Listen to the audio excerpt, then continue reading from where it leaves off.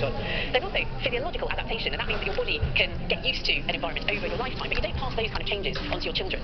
So natural selection is when there is a genetic difference, generation by generation, and we can see some great examples of that in us humans. And one really good example comes through the variation that we can see in skin colour. It tends to map onto geography. Now, most of us tend to have a fairly consistent skin colour that we've inherited from our parents and from earlier ancestors. So over most of your body, your skin colour is fairly similar. I can introduce you to somebody now who's got very striking differences in skin colour across his body, and he is fashion model Bashir Aziz.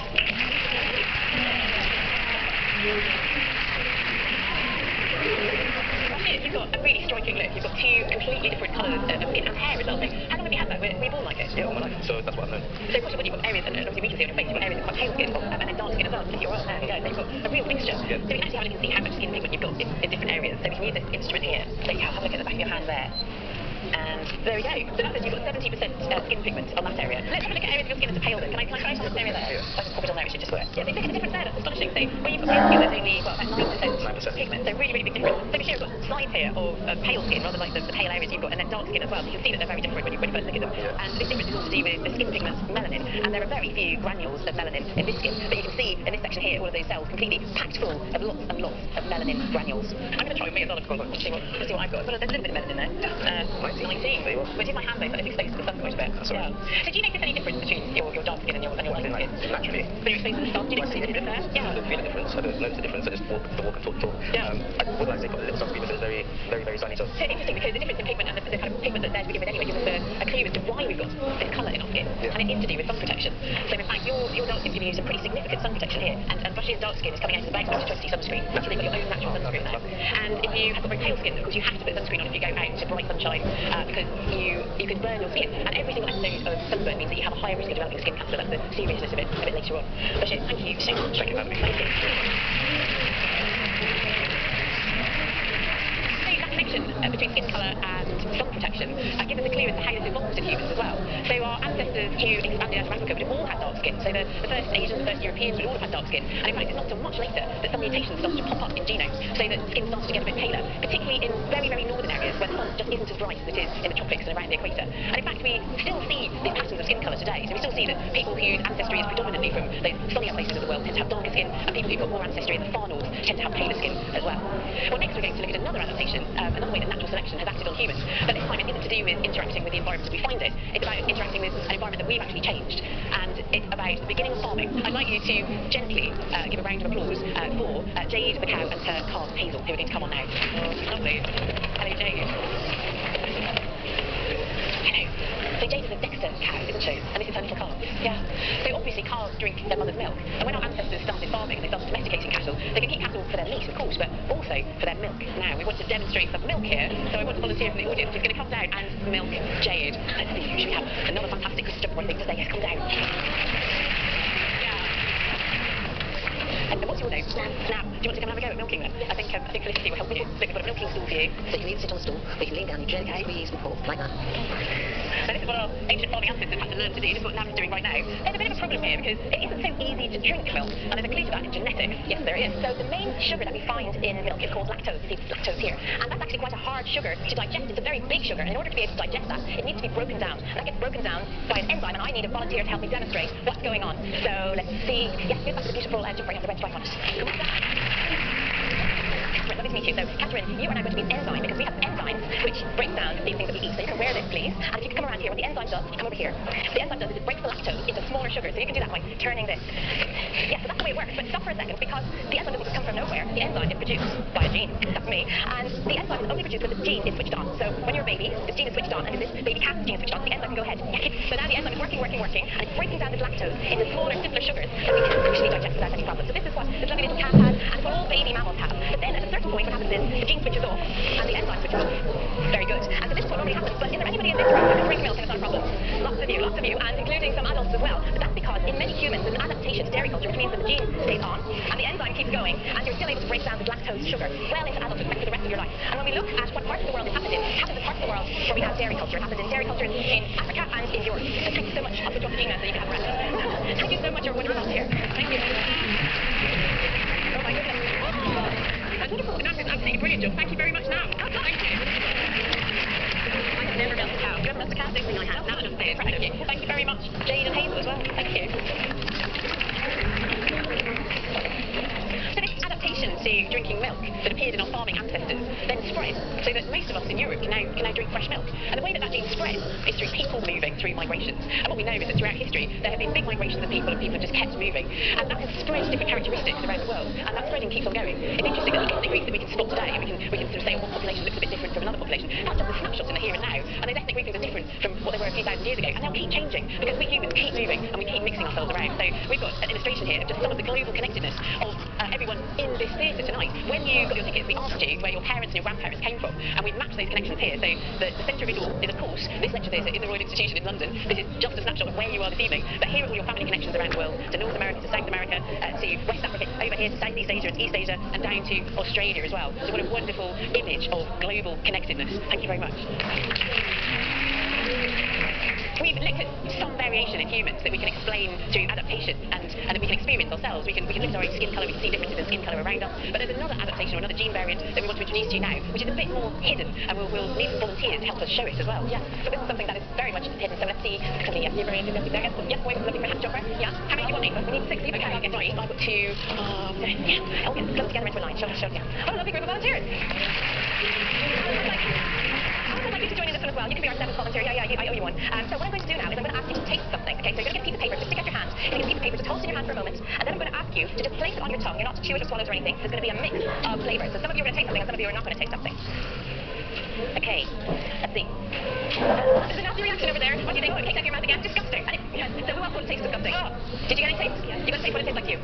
Like broccoli. Interesting. What do you think? No taste, but you got to taste it horrible. I thought it tasted like so. It's like so. So this is interesting because we actually have genetic variation in our taste receptor genes. You all got the same piece of paper. Some of you can taste it, and some of you couldn't taste it. And that's because we have different versions of the genes that allow us to taste this bitter flavour or not. But you seem to think it was particularly horrible, did you? So, I mean, maybe there's something I can show you here that might cause you some dread. What do you think? Do you like bread? No, because you can taste the bitterness in them. But thank you very much, wonderful volunteering.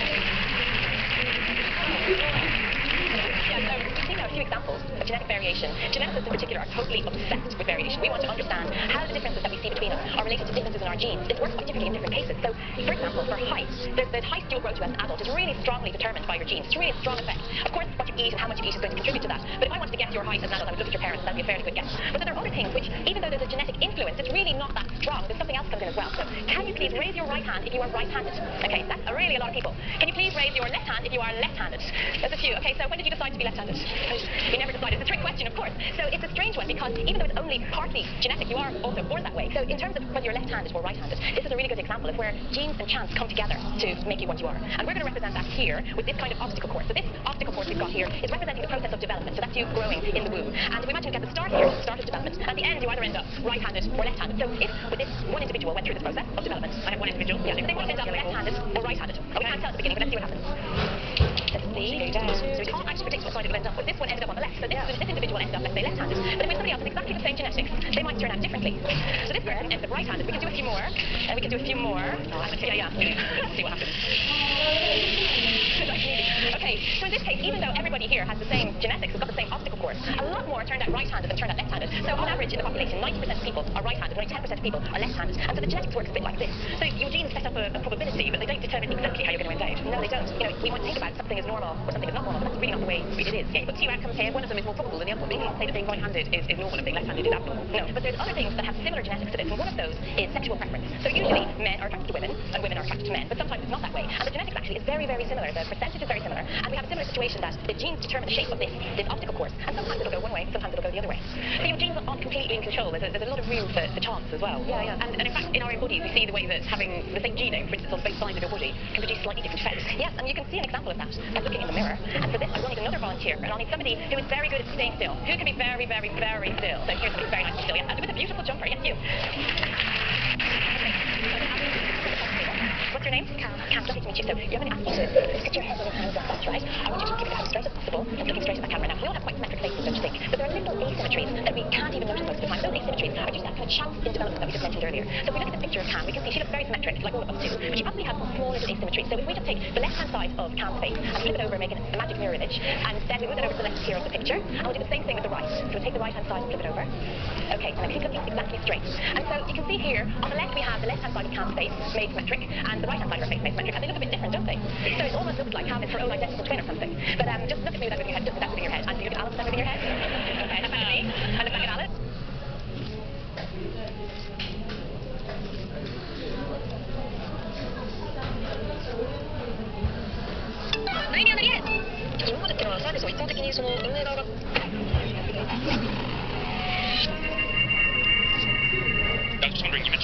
biopolymers and how they could be used as a building material or as a substitute for building materials. To what extent is this true? Like, what materials could be substituted using these biopolymers? How much of a building could be made using these? Well, one of the first things what we can do, and which I did not have much time to explain, is on one hand you have molecules which comes from the bio world, like lactate. You can make polylactate. And polylactate is actually at this moment reality. You can already buy polylactate materials which are fully recycled. But what I meant by it when I talk about lignin, and forgive me now to be very chemical, but lignin has as building blocks, so this units, if I may say, they contain aromatics. Aromatics are 6 rings or rings, and these can be found, for example, when you have PET flasks, that is terephthalate, then you can have these kind of things. So what you want to do is you want to there are 2 approaches. On one hand, you want to make new polymers, which are fully renewable. You can think about lactate. You can also think about replacements of current plastics. Another approach is trying to make in a renewable manner the current building blocks of our current plastics: polyethylene, polypropylene, PET, terephthalate. You can think about PVC, things like that. So that are the 2 approaches you have. There's a gentleman in front here as well. Just not a silly question. If we convert carbon dioxide to methane, methane, if we burn methane, we finish up with CO2 again. Yes. So how is that helping? That's a good point, because that's what I want to state is that, first of all, if the CO2 is something which would not originate from this, but comes, for example, from what is coming from the trees, from our nature, then it will recycle, then it's okay. So we will have to have net reduction, and what it brings is that I spoke about, on one hand you want to reduce fossil use, so that you do not, and you try to replace it with renewable electricity, and that means that we will have to introduce all the devices, electric cars, etc. On the other hand, you want to make sure that you have a way to recycle it. What I forgot to tell is that, see, you can make a car and drive on gas, on methane, but think about planes. Currently people are talking about trying to, for example, have planes on electricity going from Amsterdam to London. That will most probably fly. But what is also possible, but what's not yet possible, is that you would fly from London or Amsterdam to New York, and then you need a fuel. A liquid fuel has a very high energy density, and you can really pack it into a plane. You can bring it into a plane. The batteries currently are not able to do that. A huge, let's say a Dreamliner buoy, if it had to take off with the current batteries, it will never take off and bring us to New York. And that means that you have to not make methane, but try to make other fuels out of it. And therefore I'm stating this, methane is just an in-between thing. If we can grow the chain, have the glue, carbon after carbon, you make the current fuels of fuels, which allows you then to bring you, for example, in New York. What country is this for? Well, she was a lady in ships first. Okay. Well, you've been talking about heterogeneous catalysis. Obviously that's your field. Yeah. Are there people doing homogeneous catalysis in this area restricted to your Yes, I think there are, and that's, I could have introduced in the beginning, is there are mainly 3 fields in catalysis. It's homogeneous catalysis, it's bio or enzymatic catalysis. There are the enzymes, for example, in our body. And the third example is the one which I introduced, which is heterogeneous catalysis. Homogeneous catalysts can be used also for these processes. And for example, you can also make polymers out of CO2 with homogeneous catalysts. For example, they make the one thing you didn't.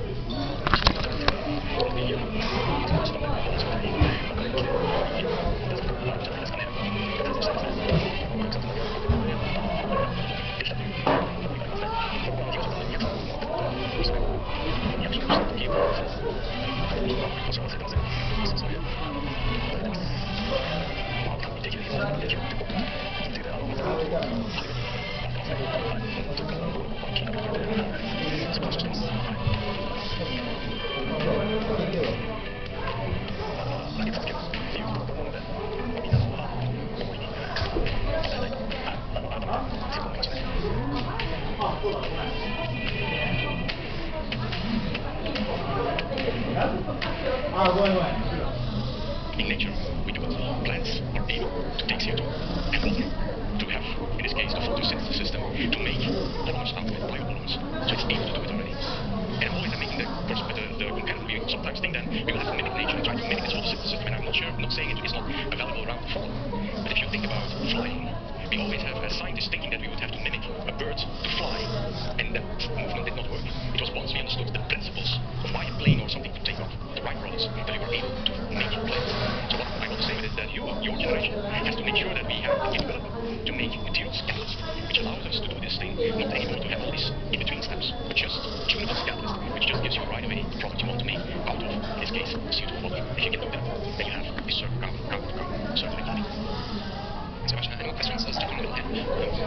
So what you might find one quicker. My wife says that to enable me to clean up the planet and do my bit for the planet, I must buy lots of platinum jewellery. Listen, am I being done for a mug? One of the things what we try to do is to make catalysts non-volatile. I just removed already the platinum nanobots, but we try to make catalysts out of materials which are not that precious, but are non-precious. If you make it, for example, out of iron, which is abundant, then it's not an issue. But it's true that if in current days we would have give to all the people on Earth a car, which is based on a fuel cell or has a catalyst at the end, built up of these noble metals, then we run into problems. So that is something we have to take into account. So it's very important that we make catalysts, these catalysts, that we design them in such a way that we are able to make it possible. And that is for not the current population on Earth, but also for the future population on Earth, which is most probably larger than now. So another question. You mentioned imaging and the importance of that. Obviously, being able to see exactly what the surface looks like is one thing, but actually being able to watch a reaction take place, I guess, would be the holy grail of that. How far along that process are we? Can you tell me a bit more about that? So this is the core of my field, which is called what we call operando spectroscopy, spectroscopy or microscopy of the catalyst at work while it functions. What we literally report, as you can see, I show you molecules popping up, and that is where we want to go.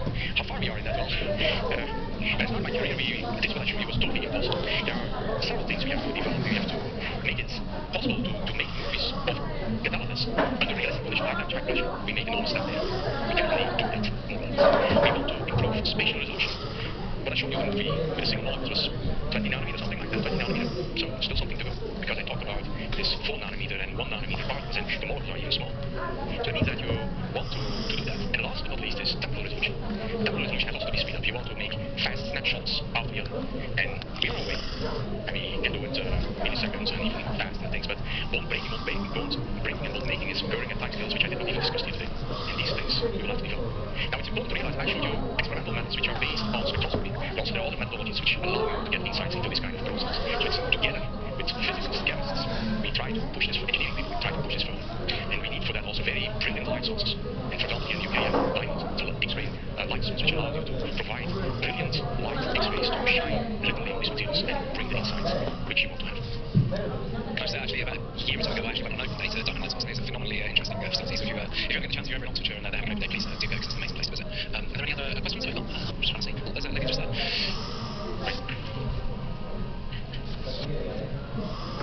I was just wondering if you're actually trying to go from plastic back to oil. Is there any kind of business, if we can go one way, can we go the other way? So take all the leftover plastic and the garbage that's in the ground and turn it back into oil. I think the answer is that it's possible. But the question is, do we want to do what the gentleman was proposing, where we want to go right away to the product we want, or do we do this intermediate step where we go back to an oil which is not coming from the deep parts of the earth, but we make it from plastic? I think that is already to some extent possible, that we make, for example, certain waste streams you can make what is called pyrolysis oil, which is not crude oil, but is made via a pyrolysis process, and that means that it works together. But the question will be how we want to proceed with this. We have to try to reduce this, and still we have a lot of large installations which you want to use. Maybe a message which I not fully have conveyed to you is that there's a sense of urgency. The sense of urgency is that if you really want to fulfill the climate accord, the Paris Agreement on climate change, that you have to act now. Technology has a certain readiness, and the technology which we have nowadays, if you really invest, it will only be between 10 and 20 years really fully operational. And that is what we will need to do here and now to make reduce. And on the other hand, we have to have a parallel path where we will develop this recycling routes, where we try to do this carbon everywhere. We try to make sure that we get less and less dependent on this coal or this coal and natural gas. And that is not a story, but an end story. This ends this and that. And both hopefully will provide us a route to this sustainability and circular economy. Okay, there's just, I think, a couple more questions. So it's gentleman over here. Okay. Thank you very much. I learned very much about the subject. It's fascinating talk. Thank you. I just wondered, does the catalyst get exhausted? And is there enough of the course enough to make the catalyst computing out really rare stuff like platinum? It's my concept. There's not much of it about. Is there enough for the work we need to get done with them? So that's a bit answering the previous question where we talked about, do we have sufficient materials to make our catalyst? See, if we were able to make